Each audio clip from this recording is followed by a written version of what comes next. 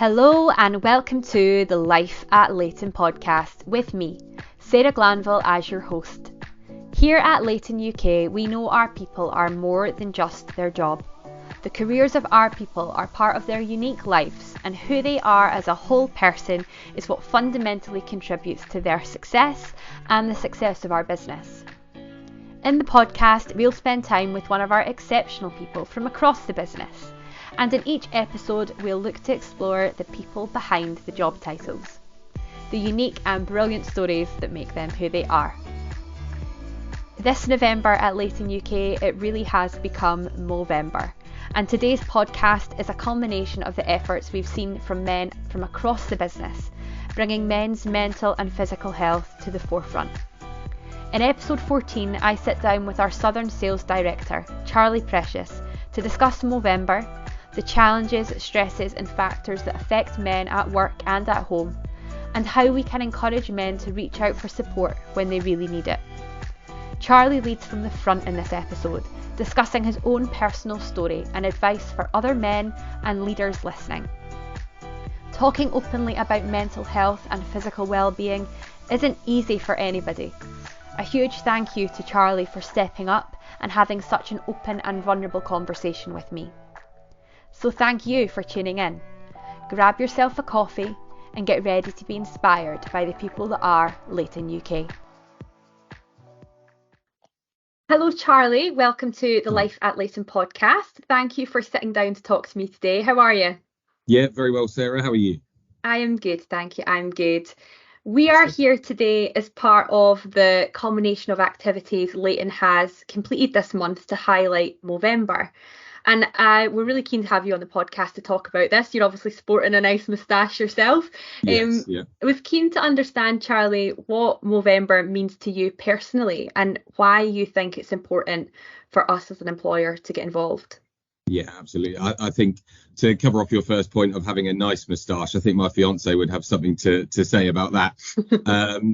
But I think what has been really, really pleasing for me this year, moreover than the years gone by, is that a lot of people have taken up this initiative by themselves. We've hardly had to push the Movember initiative to say, look, we're doing this, for awareness of men's mental health. And you just keep on seeing people throughout the business just popping up and actually the moustache just appearing.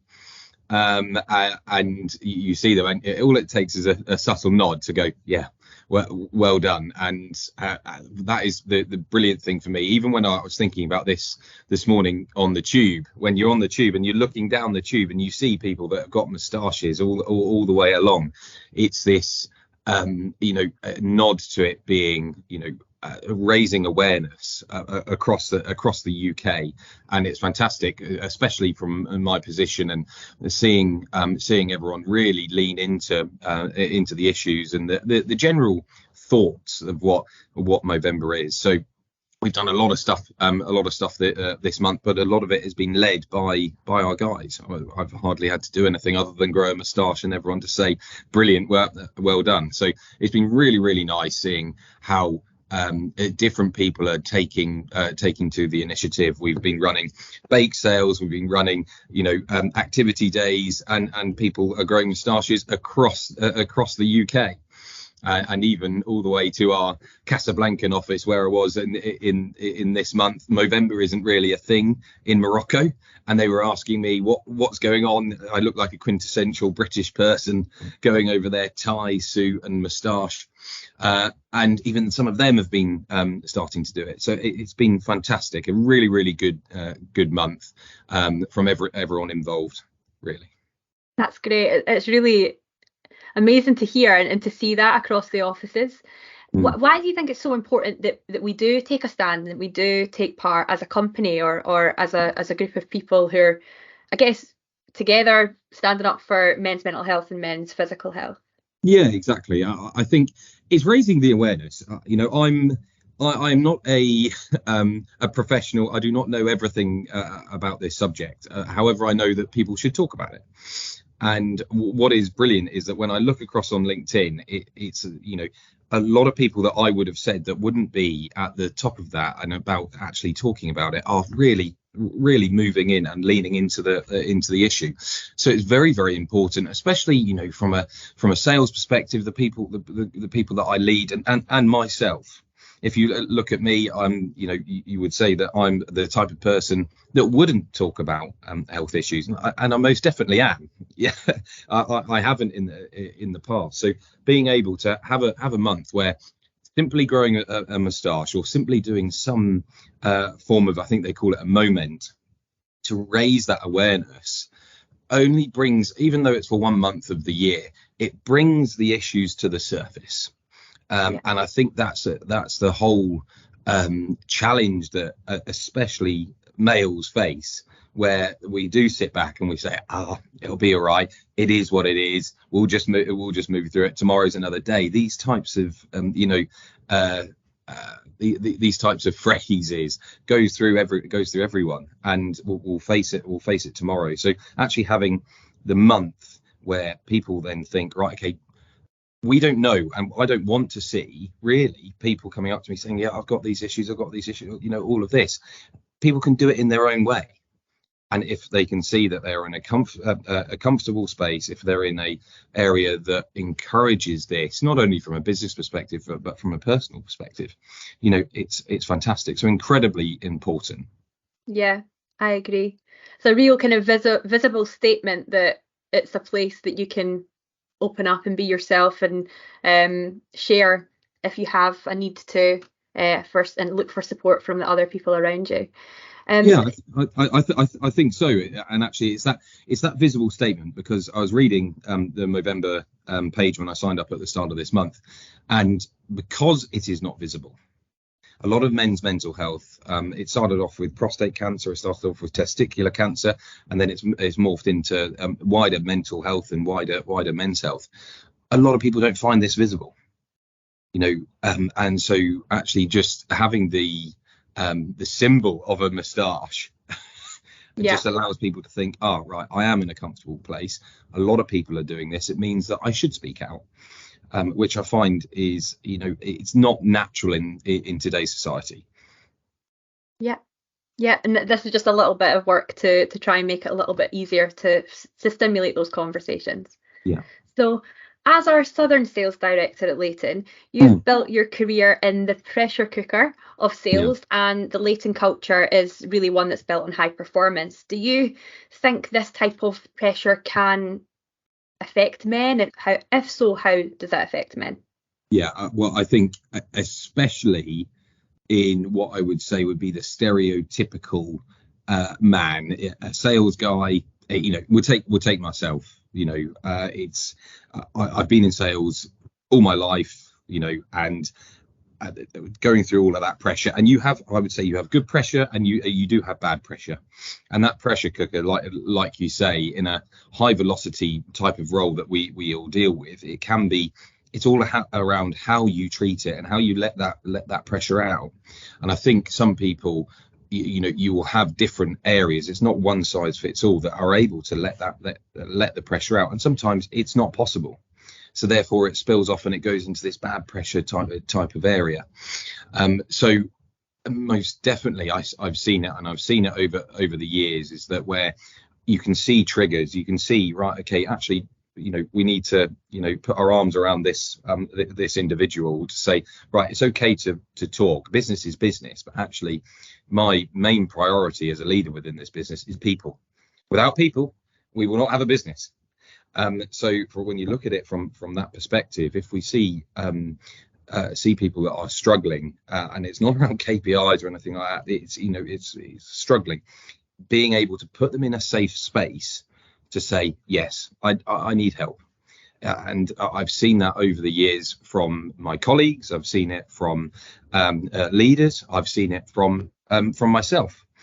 And being able to, you know, create a safe space is a very difficult thing to do, and I definitely struggle with it. And there are levers that you can pull to make sure that actually your staff, your employees, your guys feel like they are valued and are able to speak out. So I think sales, just in general, you will see that across the UK, not just specific to Leyton. People will like to, go, it's the next month, I'll go on to the next day, without actually speaking out. So trying to create that space is imperative. Yeah, I think that's exactly right. I think as well, when working in that sales environment, you often feel you're as good as your last month, or you're remembered for your value is very, very easy to almost quantify, because you see it in the number that you've brought into the business. But it's remembering that you're a whole person behind that number, and that you have all these things that, needs and thoughts and feelings that are valued, and that are worthy of being given some light and attention, even if irrespective of what the number on the board says, I guess. Yeah, sales is, I've described it before, is almost like I think it's a sand wave. I wasn't very good at maths, but a roller coaster. A roller coaster, up and down, up and down. Yeah. And it is all about how you flatten that out, and are able to take those downs and really understand the reason why it has happened and compartmentalize them. But however, that roller coaster is different per person, and what we have to identify from a leadership perspective is, how do people actually react to those moments, and even on the upward trends, how do they react to those moments? Because it's all about instant gratification in sales, unfortunately. So people thinking that they will not think in the long term. So from a leadership perspective, we've got to work out and provide, like I say, that safe space so that they can speak to their managers, speak to that. But from a personal perspective, being able to identify that yourself, I think, is key. And what are the when I think about myself, I've tried very, very hard, and you can never get it right, but to train myself to understand when I see a trigger, and I see a trigger where I might get a little bit a little bit angry, I might get a little bit beaten down or anything like this, where I go, right, okay, what do I need to do to path the way forwards? And that is taken, that's me being in a comfortable place. I've been here for 8 years. I know that, but there will be people that it may be coming to a new job. They may be going through a rough patch, not only with me personally, but in business, that can't identify those triggers. So how do we help them? How do we assist them from a business perspective, using, support room, using any mentors that we have, that kind of thing, to give them the tools to be able to identify those. And it can be difficult, and that's why Movember is brilliant, because you say, right, we are aware that this is happening, everyone, this is, so please reach out, we'll try and help you with it. Yeah, for sure. Outside of sales performance, or I guess for the other parts of the business, just general work performance, what other challenges do you feel affect the men of Leyton that we all should be a little bit more aware of? I think, away from work entirely, we've got to think about the personal element. A lot of the people that we employ here have families. They may be the only breadwinner within that family. They've got kids that are going to school, young kids, older kids, going through a whole tumultuous load of stuff. So actually, for them to speak out, it could be seen as a sign of weakness. And I've seen it a lot of times where people will, men specifically, will believe that they are not only a leader within the business, but a leader at home. So therefore, you can't show a chink in the armor.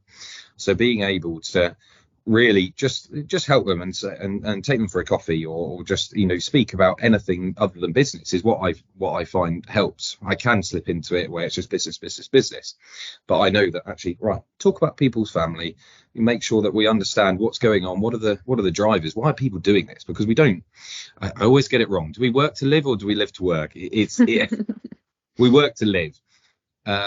So if that live part is, people are struggling with that because you don't know what's going on behind closed doors, then the work will suffer. So I feel that a lot of the males within Leyton will be along that lines, where they are at home, they're having to lead, they're having to not really step out of what they're doing at work. It's basically work. Which obviously a lot of love sprinkled into the family life, So it can be very, very difficult, and we've got to be aware that these things are happening. Yeah, absolutely. You've talked a lot about your responsibility as a leader and as a manager. In your management career, how have you dealt with managing people who have been facing emotional times? There are a few examples where you have the structural element, where we have things like Bupa, we have the things such as support room, mentors, etc., where we can set out structural ways where people that have faced grievance can go down a path with someone that is a professional, of which I am not. So I have to identify myself that actually, right, okay, I've seen that there is a challenge. You've come to me, you've spoken to me, you've confided in me. I must act. I must do something. So we have these areas where we will allow them to come to me and basically say, right, okay, let's go down this route and so try and find a solution. Now, the other area is being there for people, and actually the majority of the time, people, don't want to go down the more structured route. They just want to, let off some of that steam of that pressure cooker. So being able to say, right, okay, look, yeah, let's spend half an hour. Let's go out. Let's go get a coffee. Let's go for lunch and actually discuss not business, but let's just discuss what is happening in life. And what I find is that there is a lot of commonality, in the way that I, myself, and my personal experiences to what people are going through. It's more often than not, if I'm honest. So I think what people like to know is it's happening elsewhere. You're not alone. And you may actually think, I say, I did this and it actually worked. I did this, it didn't work. I think people want to just talk it through. I find those two areas really, really important. And I've tried to really, and I never get it fully right. I don't think you ever will be able to. But if you can lead them down one of these paths, the thought process, and people will be very, more keen to talk about it, really. Yeah, I think you've hit the nail on the head with what you've said there. I think that there's not even a need for us to always get it right. I think that when people come to you and they reach out to you for support, it is that they just want to know that they're being listened to, that you're there, and that's a position that you'll often find yourself in when you're leading people, as you are that person's support system almost. And I think often people will come to folk that they're not the closest to. It's quite a big thing to turn to your very best friend or your very close family member and tell them that you're really struggling when you feel like they may be relying on you. So it's maybe quite often that people will turn to people in their close circle, but not their closest circle, which often is their work peers. And I think what you said there, to find a way to be there for people, but then also to really have you educated yourself on the more professional support that we have at our fingertips here at Leyton, to be able to direct them in that direction if they need it. I think that's the best way that you could ever handle that situation, Charlie. Yeah, and from my own personal growth of what I've tried to do, I can be, and you can speak to my fiance and she will attest to this, I can be not very empathetic. And from my time here, I've learned and I've seen the challenges, and grown as an individual to be more empathetic and be able to, because I don't think many people want to say have sympathy, really. No. It is surrounding that empathy, to be able to go, right, okay, I really understand what you're going through at the moment. How do we path the way forwards? Because that's what a lot of people will want. They want to be able to talk about it and actually move on to the next. Because the type of people that we employ, they want to be their best self. That's where they're wanting to get to. And if there are blockers that can't get there, how do we unblock them? That's typically what we find. Yeah, absolutely. So this is probably quite a personal question, but has there ever been a time that you've personally felt you've had to ask for help? Do you have a story that you want to share? I think I am, because I was thinking about this question about what I had. There was a lot when I was younger that I actually had to get through quite quickly. My parents divorced very early on in life, so therefore I moved into, when we were talking about that leadership role, I moved into the leadership role of the family very early on. So a lot of my learning and a lot of my transition through that happened around like 13, 14 years old. So I was able to, and a very turbulent time, if I'm honest, and I had to be able to speak to people to really understand and let that pressure cooker go, because actually now that has put me in good stead to be like, right, okay, I felt that resilience, which is probably not the right word for this, and I was able to really overcome those challenges, be it loads of different things with family, as we all know, at a very early age, 13, 14, where there's a lot of changes going on, let alone a lot of structural changes within your life. And so what I always think is that, right, how do I take those learnings, and then people who are going through very similar things now, how can I help them? I've got people within my life that do have huge mental health challenges, huge, debilitating in some cases, where they can't actually get up out of bed in some cases, which is really it's heartbreaking to see. But you have to be there to support. You have to be there to empathise with with everyone around them, to make sure that we are moving forwards. And even though we might be moving forwards at a snail's pace, we may go back 10 steps, 20 steps, but there is progression there. And for people to realise that actually, everyone is wanting to get to a place where the solution has been found. And it's, what is the journey to get on that? And so it's that early learning in my life has really given good tools, even though I wouldn't be able to tell you what those tools are. It given me good experiences, good tools to bring in, not only to my professional life, but personal as well. Yeah, I'm laughing because you're saying that you're maybe not the most empathetic, but you've had this experience in your early life that does help you relate to people who are in this situation or worse situations now. So that is gold star for you. That's empathy. yeah good. And that's the thing, I can't even identify it when I do it. No, but I think you said the word resilience and then kind of double backed yourself as well.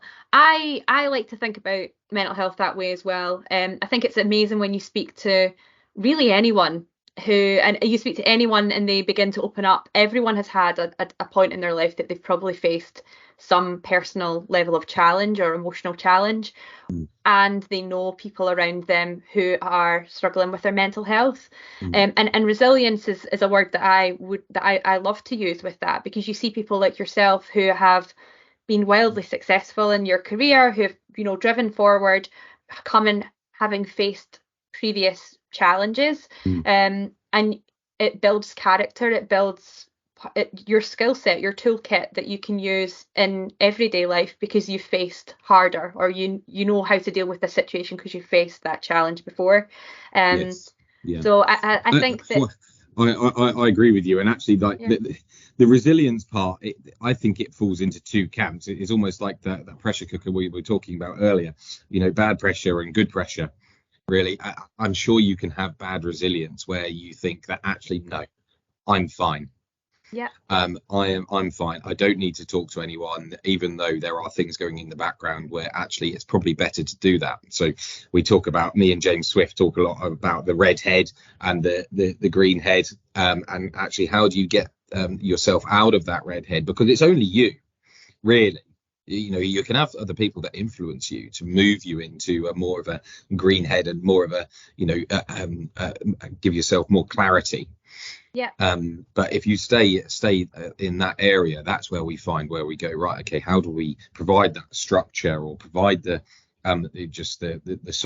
softer touch to help that progression, because you've got to identify it yourself.